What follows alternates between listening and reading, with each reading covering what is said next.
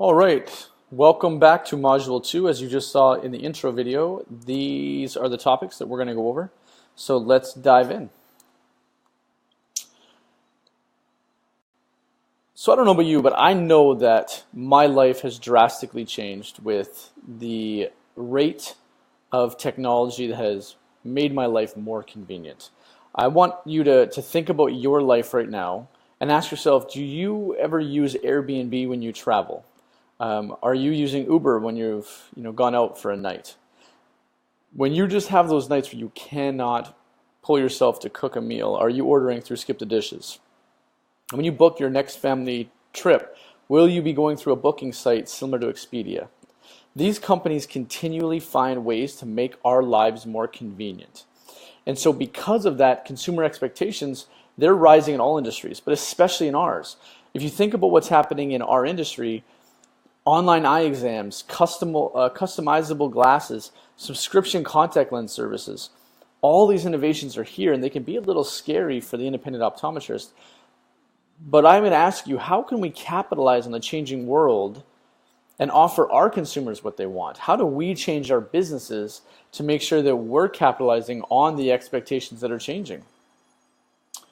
So how to do that is the first step is to actually conduct what's called patient journey mapping. And what that is your patients are going to take different journeys, different paths in order to find you, use you, continue to use you.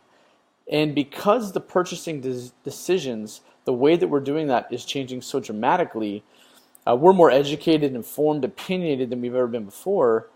Your patients are coming in, they've researched the products, they've researched the services and the companies, and they're coming equipped to have a very informed conversation. And it may be uncomfortable when our patients know how much these glasses cost online or how much they are at Costco or what have you.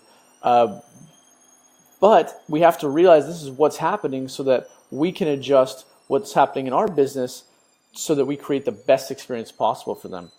I'm going to give you an example of the last time I went and bought a car with my wife. We had a car in mind. I did all the research on the model and on the fuel efficiency and the black book value and all of that. And we walked into the dealership and we were able to take a little bit of the power away from the salesperson, and they're not so much selling us as they are making sure that it works and that the deal works and that we're happy with it. And they ended up sort of throwing a curveball and recommending a different model based on a needs analysis they did. They did an excellent job of selling us. And in their needs analysis, found out we needed a different type of model, one that I had not researched before. But as my wife was test driving, I sat in the back and on my phone, I did all my research. I was able to find out what the black book value is of these cars, what's the average, how many warranty issues do they experience over the next 5 years. I researched the dealership, and I even researched the salesperson to understand who I'm dealing with. And so when we sat down, I was far more informed than I would have been, 5-10 years ago in that same situation. And so we know this is happening in all industries. So now let's look at your industry, the eye care industry, and start saying, what's the path that your new patients are taking to find your products, services, and the brands that you offer? So to do this, we do an exercise called Journey Paths. And the first one we're going to look at is a patient named Adam. And Adam wakes up and he's experiencing floaters in his eye. So what does Adam do? What's the first step he's going to do in his journey? Well, he's probably going to go to Google and type in something like, why is my vision distorted with floating objects? It's a very specific or obscure search, but it's realistic. It's what somebody in Adam's situation would do. And what Adam is served on Google search result is various articles from online experts. And in that sort of mix and in that search, he finds one from a local optometrist. And in that article explains the reasons, but ultimately it recommends that Adam books an eye exam and comes to see him. And now you may be wondering, a very generic search like that, why would a local optometrist show up? Google is continually finding more ways to connect the local searches. So when somebody is searching for an issue like this, Google knows that they're probably looking for someone local to help them. And so by showing and serving up local content from local optometrists, it's a better user experience for Adam, and he's going to find what he's looking for. So the more and more Adam conducts these searches, the more he's going to find local providers in his area. So Adam goes on, he reads this article, and now he proceeds to book an eye exam because it makes sense. This is an optometrist that has written content about floaters with a recommendation, hey, come and see me, I can tell you what's going on. And so who is Adam going to trust more than someone he's already read, understands the issues, and has made Adam feel sort of safe and at peace, knowing that he's in good hands. So that's how this optometrist might have found a new patient in Adam. As we move forward, here is a girl named Alicia, and Alicia's getting married tomorrow and realizes she's run out of her daily contact lenses. She needs them because she did not anticipate wearing glasses on her wedding day. And so Alicia turns to the person she trusts the most, which is mom, and asks her to find some contact lenses that work. And this may be a destination wedding, maybe they're in another part of the city that they don't commonly go to. And so mom, just in a frenzy, is going to go on her phone and she's going to search same-day contact lenses pickup near me. I need to know who can I get these contact lenses from in a short time frame. Well, Alicia's mom, she finds a local optometrist within a reasonable driving distance, and she sends somebody, maybe the cousin, to go and actually pick up the contact lenses on her daughter's behalf. Now, Alicia's in the system of this optometrist, and she's getting reminders about getting regular eye exams. And if Alicia didn't get married in a remote location, and maybe this is within a reasonable distance of where she lives, she may consider actually booking an eye exam with this optometrist because she's in the system and she's now receiving these regular emails. And so it's important to look at what brings somebody to your practice initially, and then what is your plan on keeping them a patient long term. And the third journey path that I'm going to show as an example is Antoinette. And Antoinette is a mother. She has 3 young children, and anyone with young children know that you have no time. Your time is their time. And so she needs to schedule an eye exam. She knows that's important. She just hasn't found the time yet. So what does Antoinette care about when choosing an optometrist? Well, she cares about the experience. And so she's going to go online to social media and she's going to ask for recommendations. And if there's one thing we know about social media, is that people love to share their opinions. And so through that question and that post on Facebook, Antoinette is given 3 high recommendations from people that she trusts. Well, that's where word of mouth has sort of brought 3 options, but now Antoinette has to do her own research. And so she's going to go on to their individual websites. She's now looking for crucial information such as the practice location, the technology they use, what are the brands they offer, what's the overall cost, and most importantly for her is, can I book the appointment online because I just don't have the time to call during the day? So Antoinette finds an option that suits her, finds an option that suits her family needs, and she's able to book the eye exam appointment online because the only time she was available is after her children have gone to bed. So that's how this optometrist was able to not only get 1 patient in Antoinette, but actually 4 with Antoinette and her 3 young children.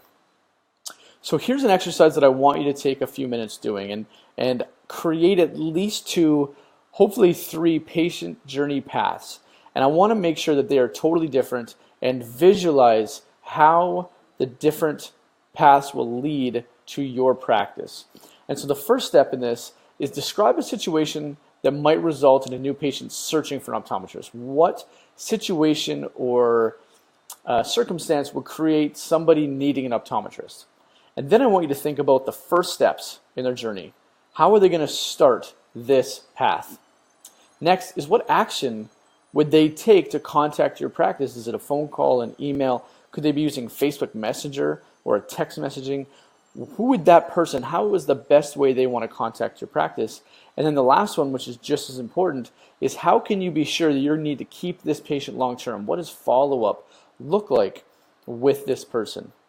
So take a few minutes, create 2, 3 journey paths, make sure they're totally different, and once you've done that, resume the video. So please pause now, complete this in your workbook, and join me in a second. All right, well, welcome back, and great job. Knowing that all these maps are different and yet should be realistic, it's important to realize that there's not one single way that anyone shops for anything. we all have different search habits, we all have different needs, we've all been raised differently with different experiences, and so it brings us different ways to businesses. Some people make snap decisions, others take so long, and the procrastination is crazy with them, and so it's important to build a system that adheres and actually attracts different people in different stages of the buying cycle. When you do that, what is the most important is implementing consistency in your approach to being present when those prospective patients need your services. So I want you to ask yourself a few of these questions.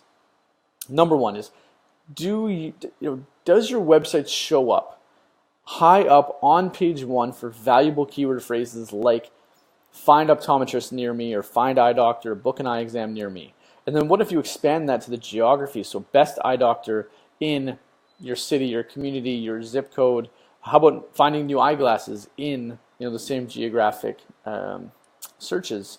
Where do you rank? And it's important to also do this not only in your practice, but also around the city, at home, at a friend's home, because Google will, in the maps, display who's physically closest. And so you should show up in the maps when doing find eye doctor near me, because you're an eye doctor and you are sitting there. But are you showing up high in the organic section when you're at home and in the area of which you're trying to attract patients? So ask yourself that and conduct those searches. And then ask yourself, do you have an active social media following? Are you posting content? Is that content engaging? Are people sharing it, liking it, commenting on it? And lastly is, how many online reviews does your business have? It's a great gauge to understand the level of experience that you're creating for your patients. And I find online reviews are a great window into sort of the reality of what's happening. And I know that we all have those horror stories about that patient never actually came and they've aired their grievances. I'm not talking about those. What I'm talking about is what are the keywords, what are the words, the commonalities that are showing up in your 5-star reviews, and the ones that aren't 5-star.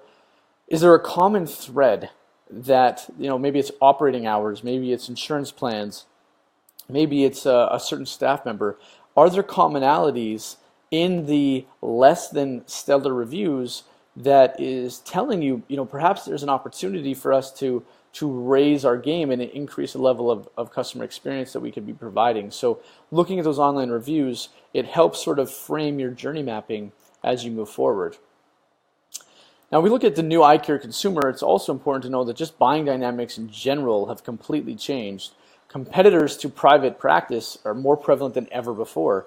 You look at Warby Parker, they made it kind of cool to buy glasses out of a truck, and Zenni made it appealing to buy glasses for less than $10. And Alternative, they made it really convenient to take an eye exam through your desktop.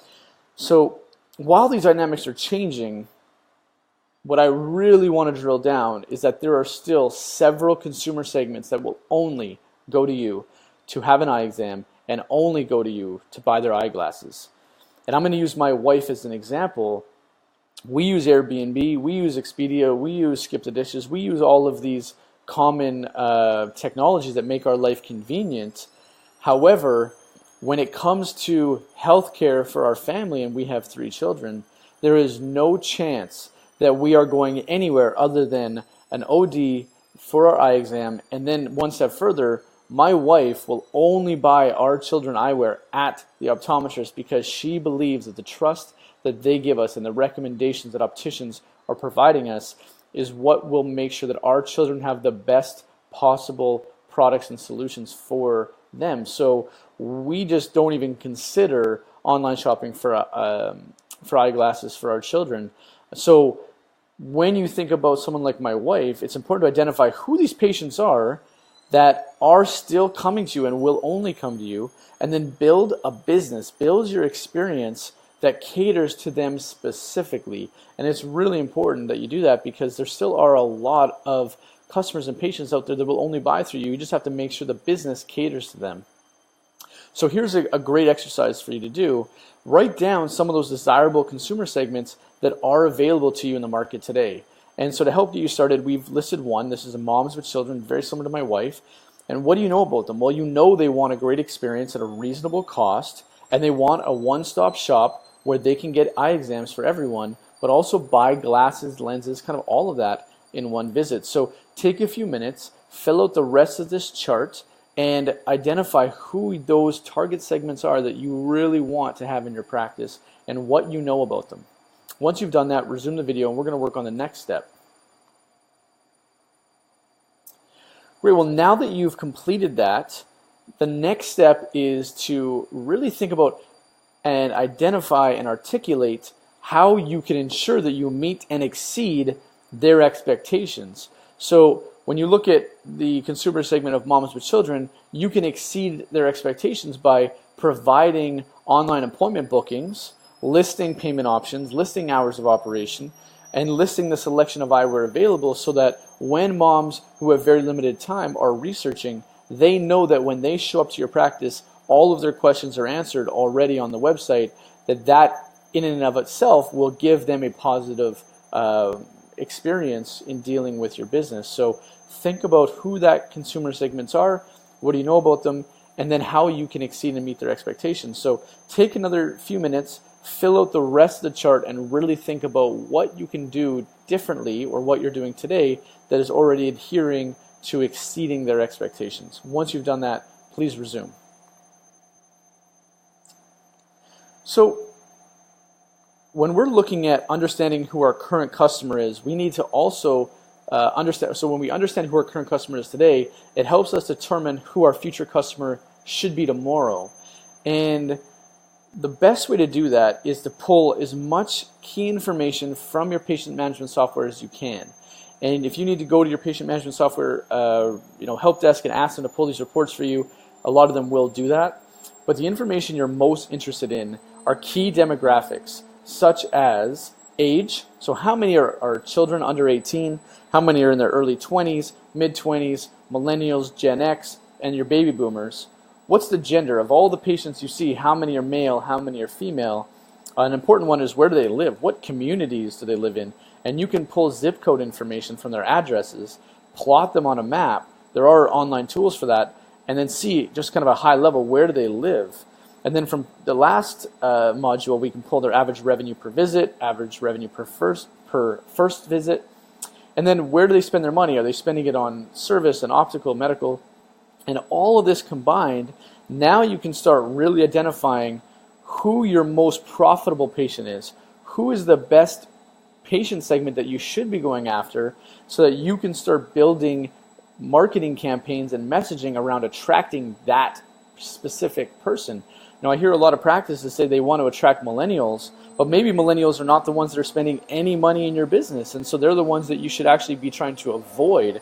And so when you are pulling this information, it's really important to look at who is your most profitable and best patient that you could possibly see. So moving on, we're actually going to look at who the ideal patient is, and we call this determining your patient persona.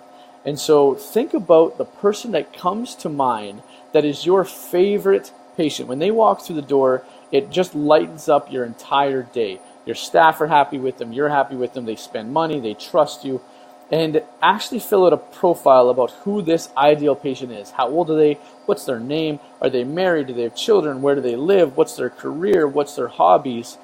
And really identifying this, it helps create the persona so that when you're creating marketing, you're saying, will this marketing attract more of this specific person to the practice? So take a few minutes, create your ideal patient persona, and that should actually conclude Module 2. And so at the end of this, I'd like to say thank you. I think we've done a lot of really good work in identifying consumer journey mapping, and I look forward to working on the next module with you, which is Module 3.